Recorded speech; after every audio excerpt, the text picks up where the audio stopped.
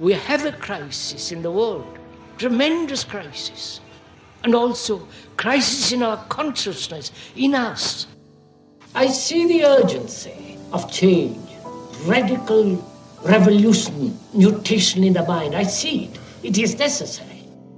There is complete quietness of the mind, and that which is silent has vast space.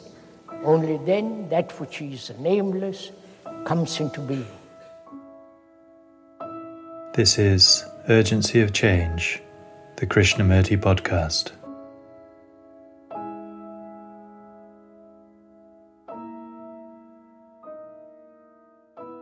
Welcome to episode 6 of Urgency of Change.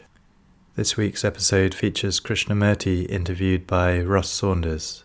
Upcoming episodes 7 and 8 are conversations with author and philosopher Iris Murdoch. This is a podcast by Krishnamurti Foundation Trust in the UK. We are a non-profit charity and rely on your support.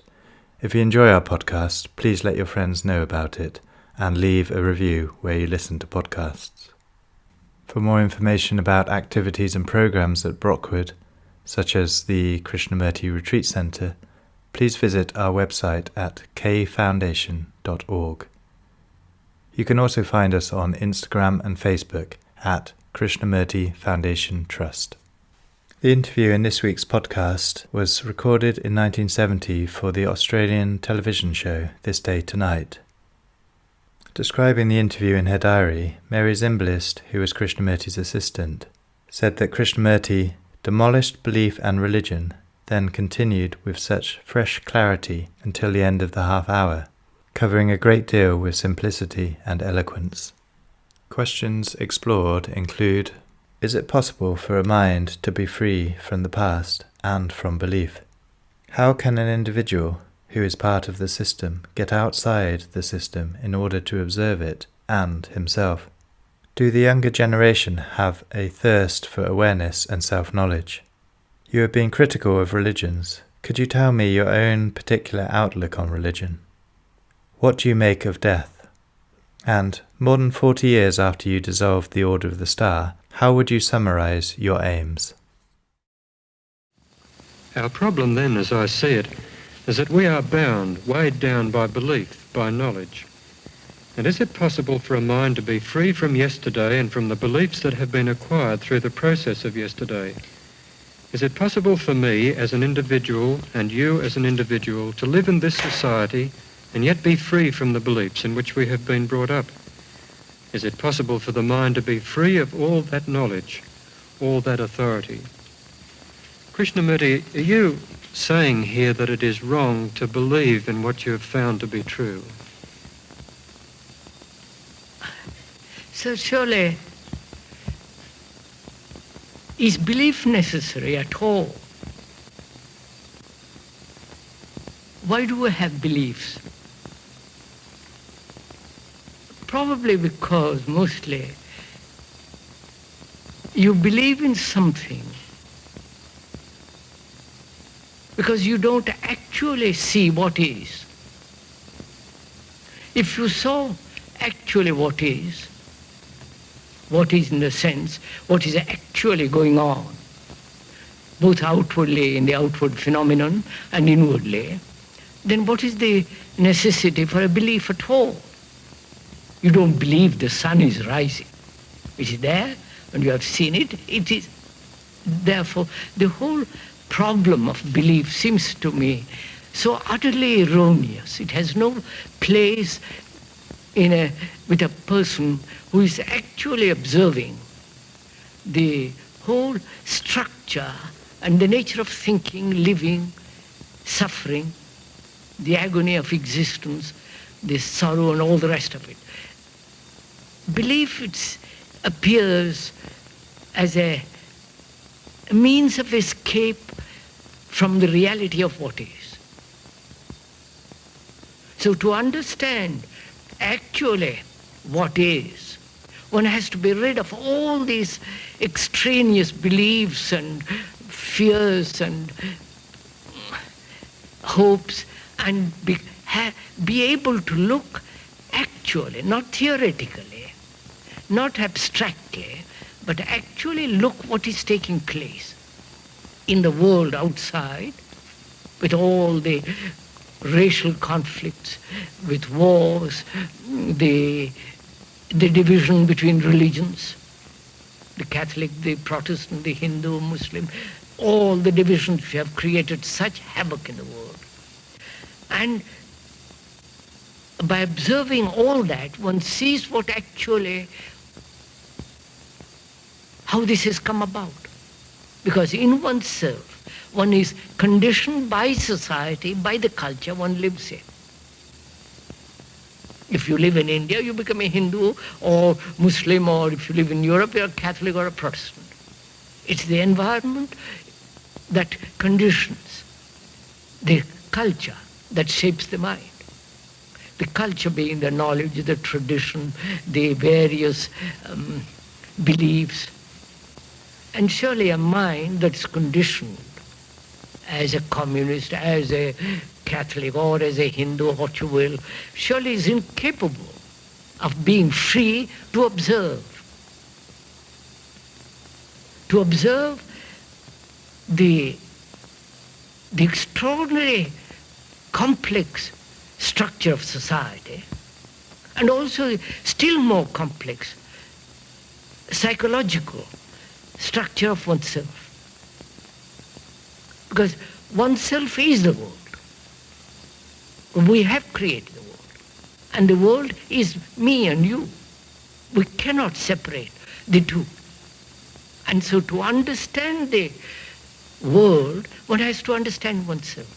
To change the social structure, which is obviously needs colossal change, one has to change oneself because one is part of this society.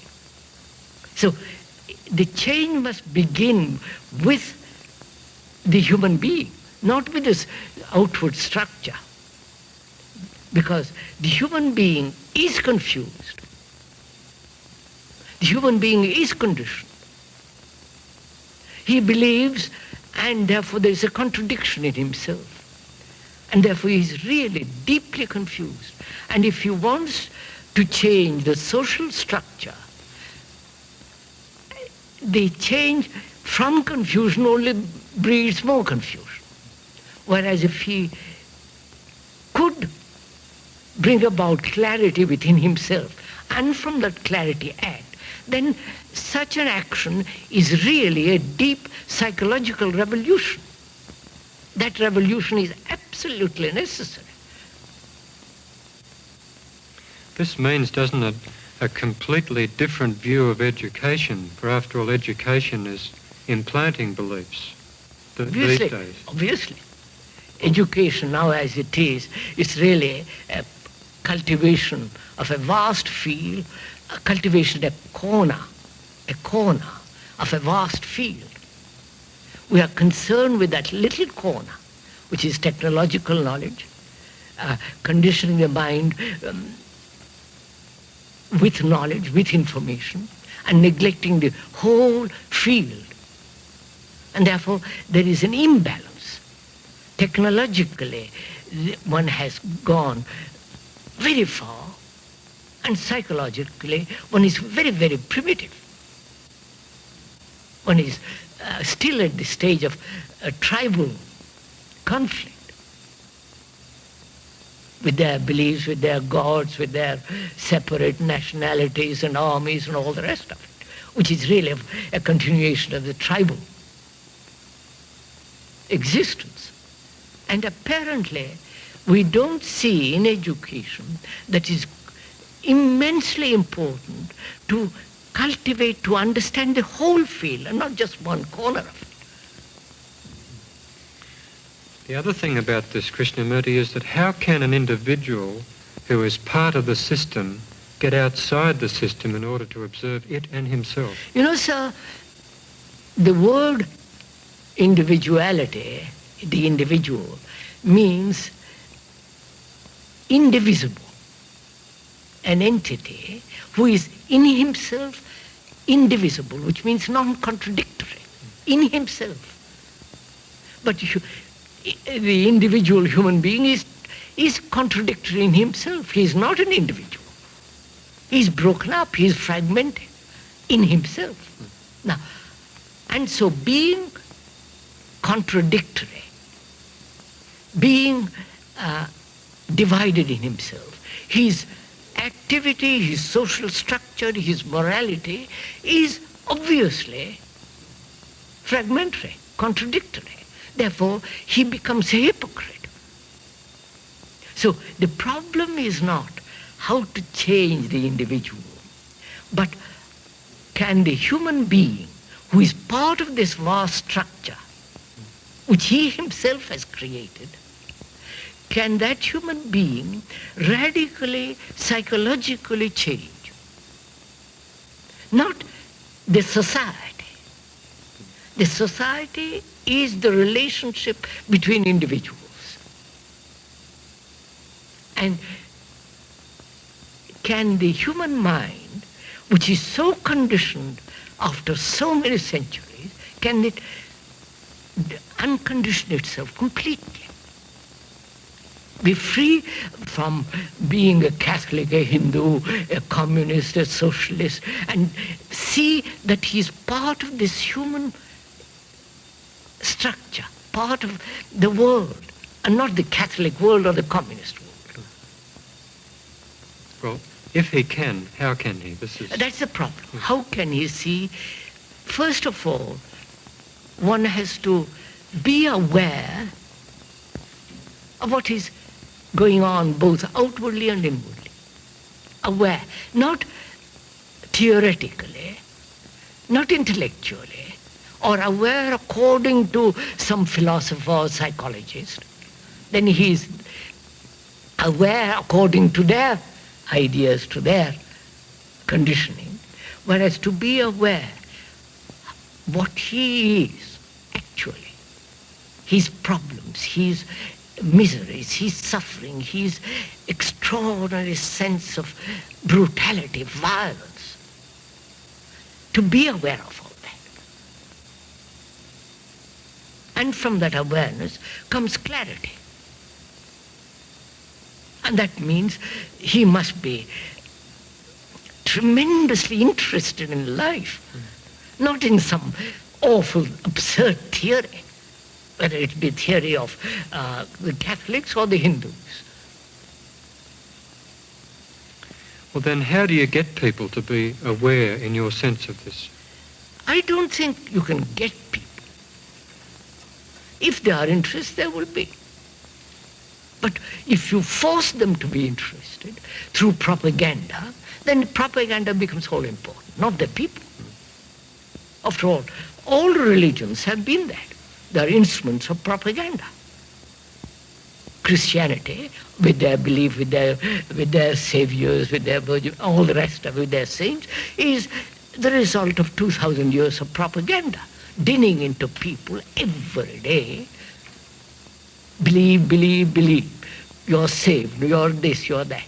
The other day, when I was in Rome, I speak Italian and so on, the priest was absolutely mesmerizing the people by repeating. It went on for a whole half an hour.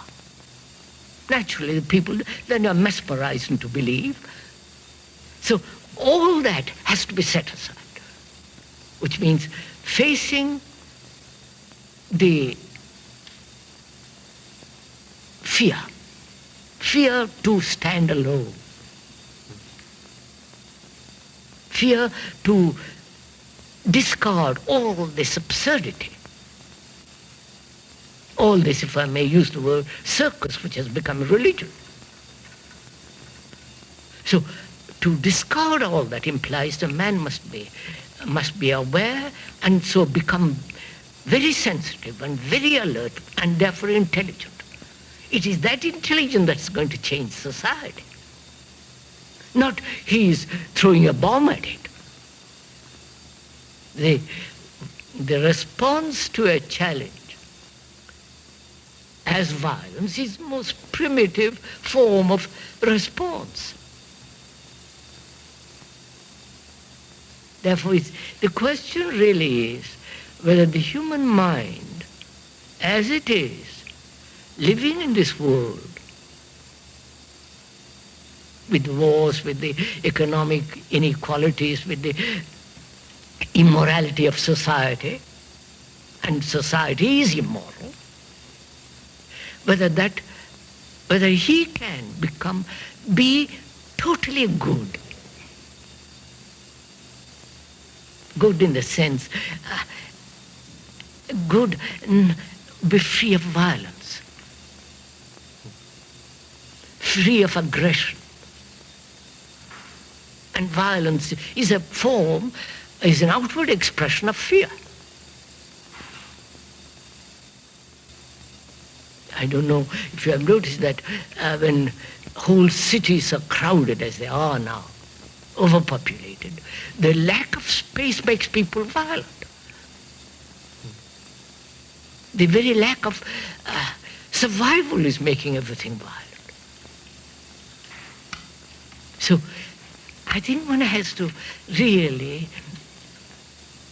go into all this, not as an idea, not as a belief, but one has to understand all this in oneself. One must have tremendous passion to find out all this. Because self-knowledge is the beginning of wisdom. And wisdom you can't buy it in a book or from another. In your travels around the world, Krishnamurti, have you found that the younger generation have got this kind of thirst for awareness and self-knowledge? I think from what one has observed both in America and Europe and India, this sense of a revolt, which most young people have, is a revolt because what has society to offer them, actually, except going to business, or join the army, or go to the moon, or where you will. But actually, what has society, the culture, has to offer them? Nothing, if you look at it. And therefore, the more intelligent, the more sensitive, the more alert, they say this is all wrong. We must change the very fabric of education. And the vested interest won't have it. The vested interest says we must go slowly. You know, the good old business. And therefore there is this conflict.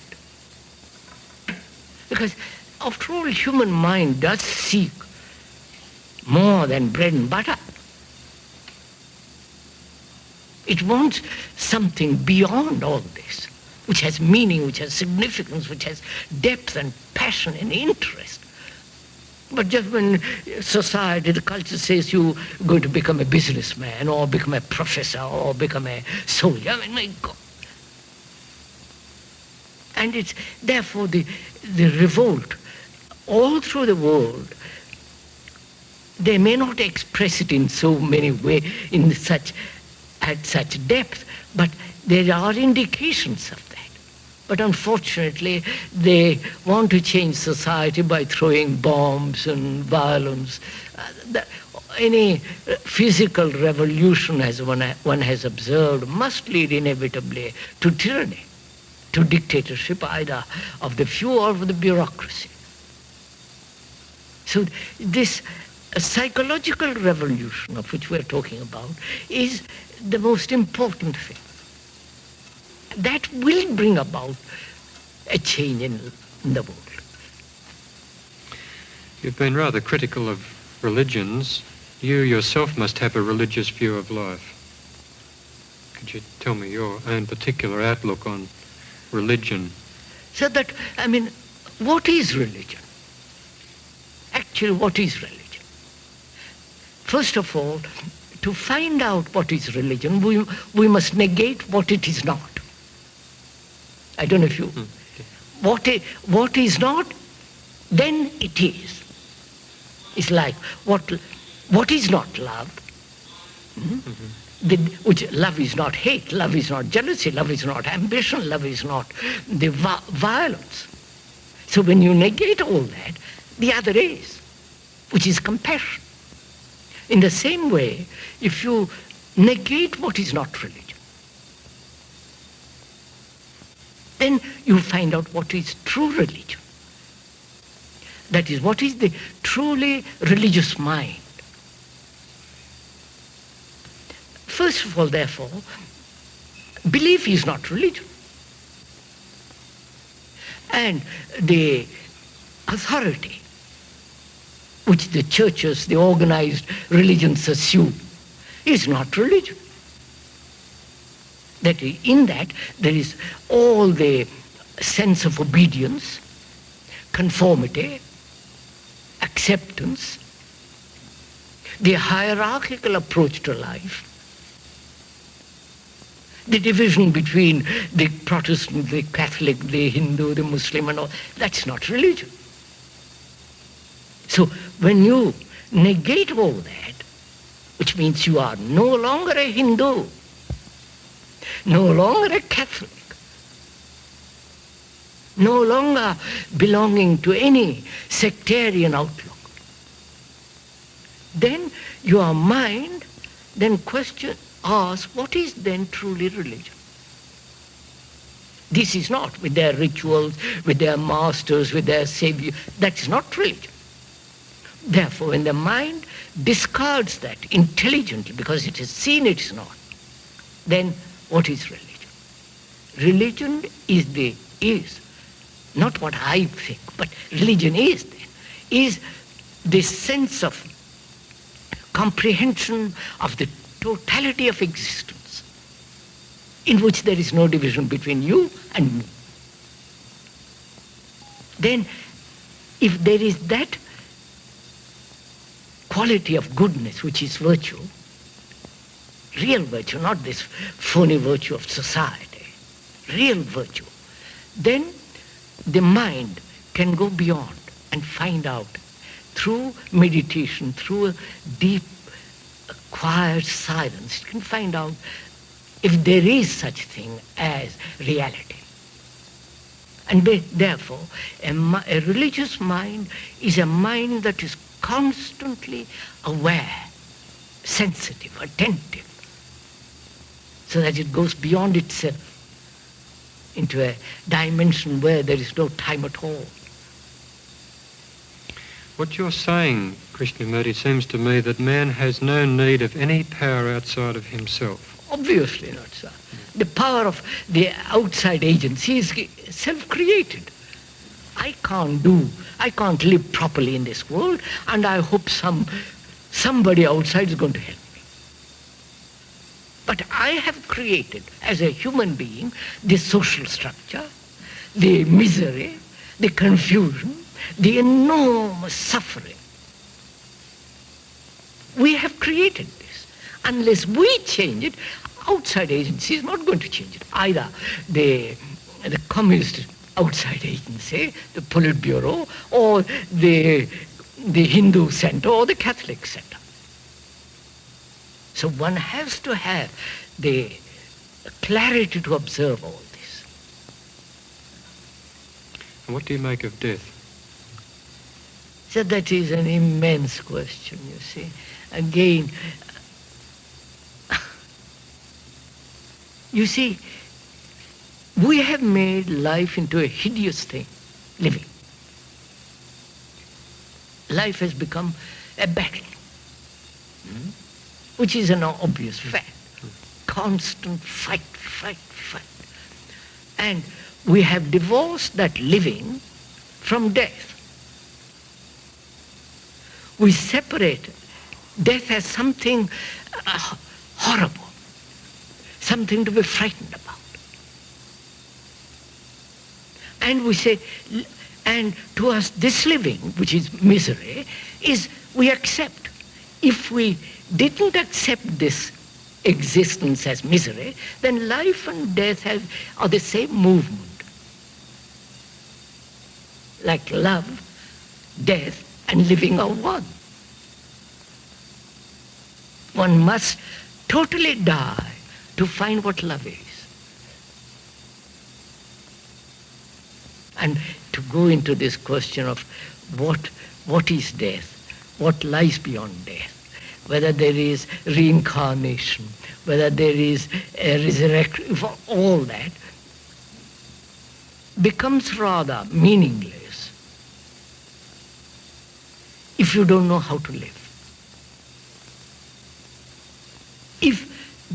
If the human being knows how to live in this world without conflict, then death has quite a different meaning. Now, to understand death really, one has to go into the question of what is it that dies? The physical organism obviously is going to end because we have misused it. We have really destroyed the intelligence of the organism itself. And to us, death is something to be avoided. And as it exists, we believe. We believe in something beyond. There is something beyond far greater than any of our belief. There's something tremendously great, which the mind cannot possibly grasp, a mind which is in such chaos, which is in such contradiction.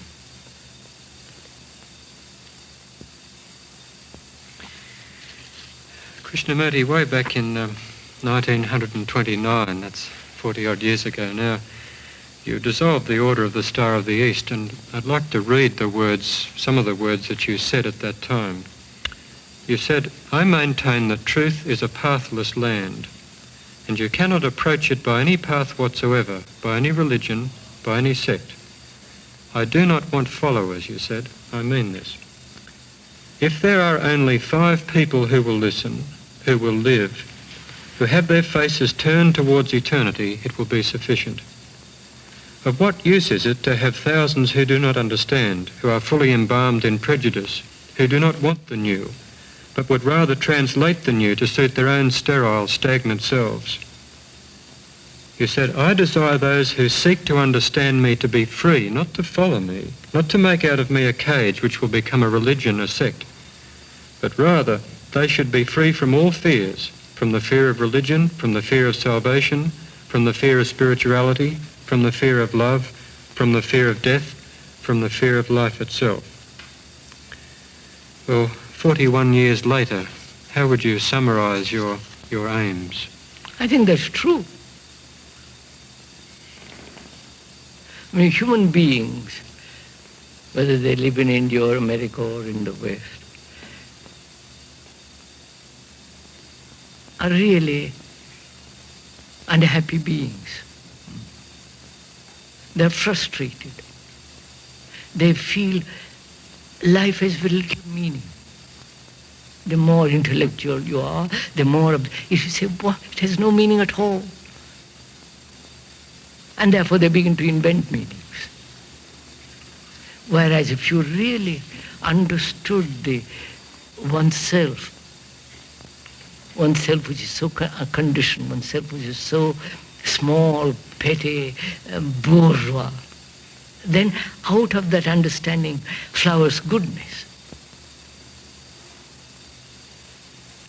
And so you're not setting yourself up as a great teacher? No. So, on the contrary, I say, be your own teacher.